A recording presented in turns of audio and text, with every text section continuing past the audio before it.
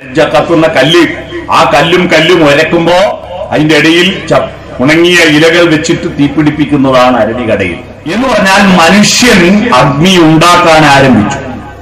അരണിക്ക് പകരം നമ്മൾ പിന്നെ തീപ്പെട്ടി ഉരക്കാൻ തുടങ്ങി. പിന്നീട് അതിനും കുറച്ചും കൂടി വന്നിട്ട് സിഗർ ലാമ്പ് കത്തിക്കാൻ തുടങ്ങി. അതും കൂടി ഇപ്പൊ മാറിയിട്ടിപ്പോ ടിക്ക് ടിക്ക് ടിക്ക് അടുപ്പ് കത്തിക്കുന്ന ട്രിഗർ ഉണ്ടല്ലോ, അതാ ഗ്യാസിന്റെ.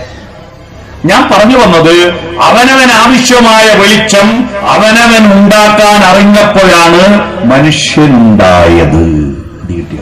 പക്ഷിമൃഗാദികൾ തീ ഉണ്ടാക്കാറുണ്ടായിരുന്നില്ല. മനുഷ്യൻ പുറത്ത് അവന്റെ ഭക്ഷണം ചുട്ടുതിന്നാൻ, അവനെ ചുറ്റുവട്ടമുള്ള രാത്രിയിൽ ലോകങ്ങൾ കാണാൻ വെളിച്ചമുണ്ടാക്കാൻ ആരംഭിച്ചു. പിന്നെ എപ്പോഴാ മനുഷ്യൻ ദൈവത്തിന്റെ അടുത്തെത്തിയത്? ആ പുറത്തുള്ള വെളിച്ചം അകത്തുള്ള വെളിച്ചമാക്കി മാറ്റാൻ കഴിഞ്ഞപ്പോഴാണ് അവൻ മനുഷ്യനായത്. ദൈവത്തിന്റെ അടുത്തേക്ക് എത്തി. മനസ്സിലായി? ഈ അകത്തുള്ള വെളിച്ചം തരുന്ന ആളെ എന്താ പറയാന്നറിയാവോ?